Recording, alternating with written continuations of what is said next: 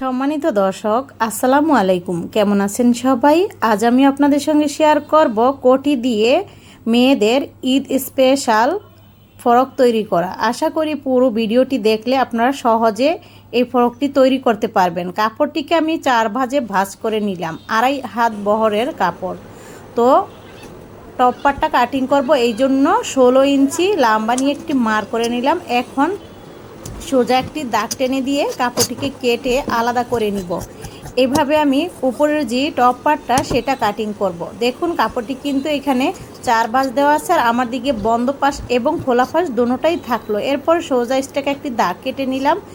এখন হচ্ছে পুট নিব হচ্ছে 6 ইঞ্চি, আরমলের জন্য নিব 6। এই যে পুট নিলাম, এরপর এর নিচ থেকে 6 ইঞ্চি নিয়ে এখন সোজা করে এই যে 6 ইঞ্চি যে নিলাম সেখানে দাগটিকে মিলিয়ে নিয়ে এখন আবার এইভাবে এখানে বডির মাপ হবে, তো এই জন্য এখানে একটু মার্ক করে নিলাম। এখন যার যেরকম মাপ আসে সেই আন্দাজে আপনারা ফিটিংসের মাপটি নেবেন। আমি 9.5 ইঞ্চি নিয়ে আরও হাফ ইঞ্চি বাড়িয়ে নিলাম।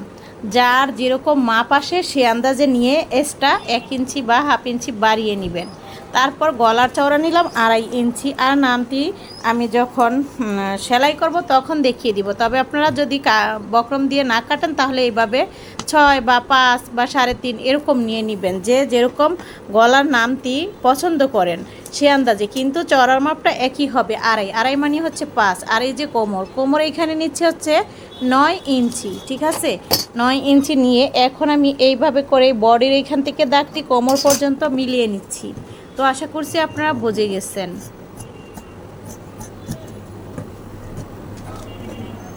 এখন আমি এই যে আরমলের এখানে কেটে নিচ্ছি।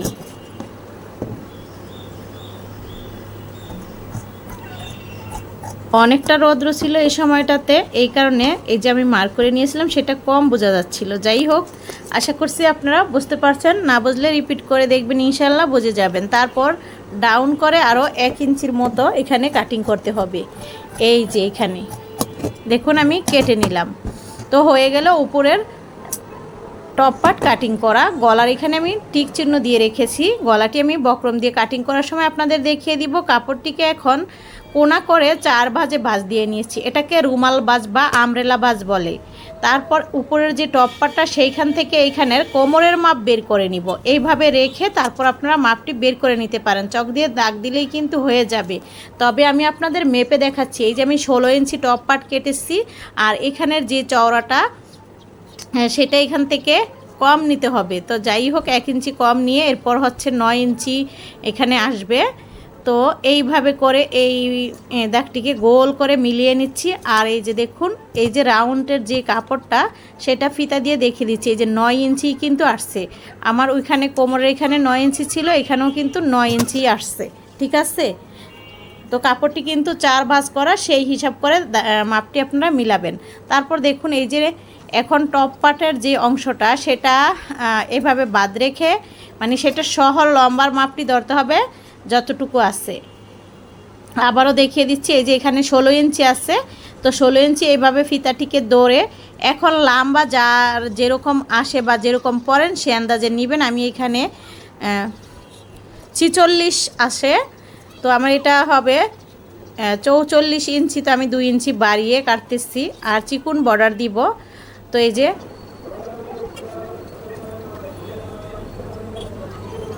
দেখুন এইভাবে করে আমি দাগটিকে মিলিয়ে নিচ্ছি।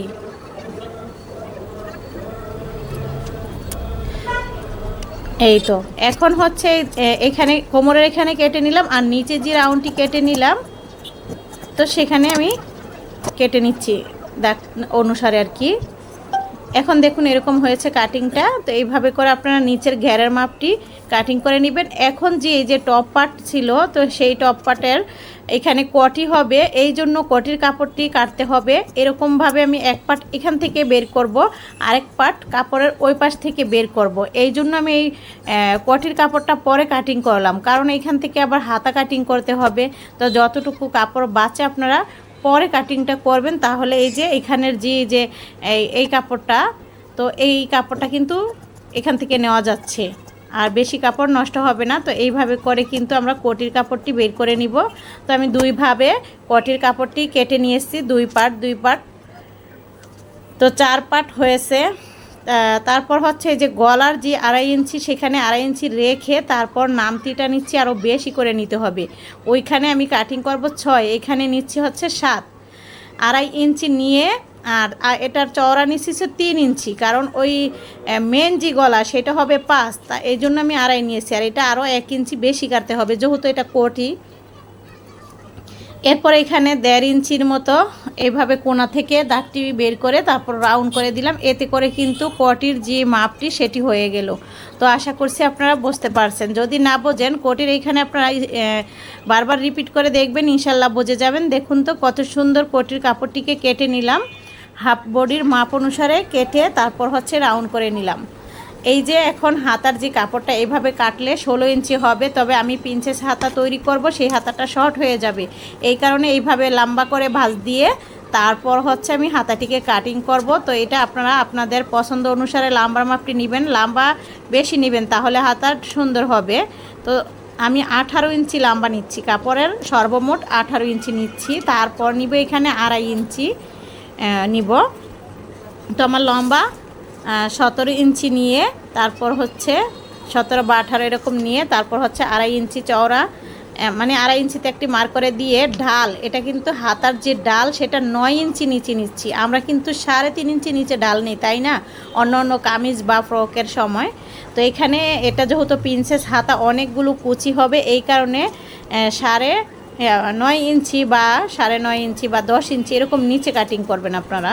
তো আমি এখানে 9 ইঞ্চি নিয়ে তারপর হচ্ছে হাতের মুখ নিলাম হচ্ছে 5.5, তারপর এই যে এইভাবে করে কেটে নিলাম। দেখুন কতটা রাউন্ড দিয়ে আমি কেটেছি, এরকম হবে, কুচি দিলেই কমে যাবে। আশা করছি আপনারা বুঝতে পারছেন। এখন আমি সেলাই করে দেখাবো, তবে যে এই যে গলার যে মাপ সেটা আমি এখানে দেখিয়ে দিচ্ছি। বক্রমটিকে 2 ভাঁজে ভাঁজ করে নিয়ে এখন চওড়া নিলাম 2.5 ইঞ্চি, আর এইভাবে নিব 6.5 ইঞ্চি নিয়ে এখন আমি এখানে গোল করে দাগ দিয়ে দিলাম। আর এইভাবে হচ্ছে কিছুটা চওড়া নিয়ে, মানে 1 ইঞ্চির মতো বাহিরের অংশে যাতে বক্রমটা থাকে, তারপর হচ্ছে সেইখানেও আমি গোল করে কেটে নিব। বাহিরে এবং ভিতরে দোনো পাশেই গোল করে কেটে নিয়েছি। আমি এখানে গোল গলা কেটে নিলাম, কামিজের যে গলাটা সামনে হবে সেটার গোল গলা কেটে নিয়েছি, তবে কোটির গলাটা একটু ভি টাইপের দিয়েছি। তো কোটের গলা তো আর কাটতে হবে না, আমি কাপড় দিয়ে কেটে নিয়েছি, সেটা তো আপনারা দেখতে পাচ্ছেন। এখন কিন্তু মেন যে গলা সেটা আমি কেটে তারপর হচ্ছে এখানে ছোট ছোট কাট বসিয়েও দিলাম সেলাই করার পর। তারপর হচ্ছে এখানে চাপ সেলাই দিলাম, দেওয়ার পর এই যে গলাটি এখানে আমি হচ্ছে মেশিন দিয়ে সেলাই দিয়ে দিচ্ছি। আগলা যে গলাটা সেটা আপনারা এখানে চাইলে হাতে সুই সুতা দিয়েও সেলাই করতে পারেন। তারপর কোটি সেলাই করার পালা। এই যে কোটির অংশ এইভাবে দৌড়ে উল্টা করে কাপড়টিকে নিতে হবে, তারপর এইভাবে করে এই রাউন্ডের অংশটি গলা থেকে সেলাইটি শুরু করে নিচ পর্যন্ত শেষ করব। আবারও দেখুন গলা থেকে শুরু করে নিচের এই যে রাউন্ডটি এইভাবে করে সেলাইটি শেষ করতে হবে। এখন আমি এই কোটির কাপড়টিকে ছোট ছোট কাট বসিয়ে দিয়ে উল্টিয়ে নিব। তো দেখুন তো কত সহজে এই কোটির কাপড়টি ডাবল লেয়ারে সেলাই করা যায়, আর সেলাইটা কিন্তু একদম সহজ। আমি এই জন্য এখানে ডাবল করে কোটির কাপড় কেটে দিয়েছি। আর বড়দের জন্য একটু ভারী কাপড় হলেই বেশি ভালো হয়, যেহেতু ওড়নার পরিবর্তে এই কোটিটা দেওয়া।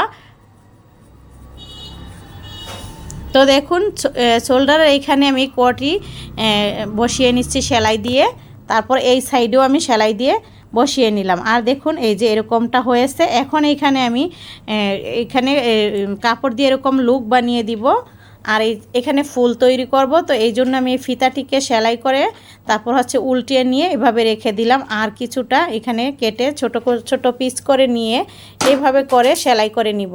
দেখুন এখানে 3টা বা 4টা এরকম ঘাট করে আপনারা দিবেন। তারপর হচ্ছে আবার এই পাশে এটার ভেতরে প্রথমে ঢুকিয়ে তারপর হচ্ছে এই পাশটা সেলাই করতে হবে। তো আমি এই যে প্রথম এইভাবে সেলাই করে নেওয়ার পর মাঝখানে এই যে কাপড়টি এইভাবে দিয়ে, মানে যে বালুক বলেন, তো সেটা এইভাবে দিয়ে এই যে সেলাই করে নিলাম। তো হয়ে গেল। তারপর হচ্ছে চেইন আমি সেলাই করে নিয়েছি, যেহেতু পেছনের পার্ট খোলা পার্ট ছিল, তো সেখানে ভাঁজ দিয়ে দৌড়ে চেইনটি লাগিয়ে নিয়েছি। এখন চেইন লাগানোর পর গোল করে গোল গলা সেলাই করে নিলাম, এটা পেছনের গলা। তারপর হচ্ছে এখানে কেটেও নিব। কেটে নেওয়ার পর এটাকে আমি চেনটা সরিয়ে মানে চেনটা খুলে নিয়ে চাপ সেলাই দিয়ে দিচ্ছি। এরপর এই যে গলার অংশটা আছে এটা চাইলে সুই সুতা দিয়ে সেলাই করতে পারেন। আমি এখানে এই মেশিন দিয়ে আবারও সামনের গলার মতো করে পেছনের গলাও সেলাই করে দিলাম। তারপর হচ্ছে দেখুন আবার এই পাশটাও সেলাই করে দিচ্ছি। দেখুন এই যে এরকমভাবে তো হয়ে গেল আমার পেছনের গলা সেলাই করা। দেখুন এই তো এখন শোল্ডার সেলাই করে নিচ্ছি। একটার উপর একটা রেখে ভাঁজ পিঠ একসাথে রেখে হচ্ছে শোল্ডার সেলাই করে নিয়েছি। এই যে এরকমটা হয়েছে। তো আশা করছি আপনারা বুঝে গেছেন। তো হয়ে গেল।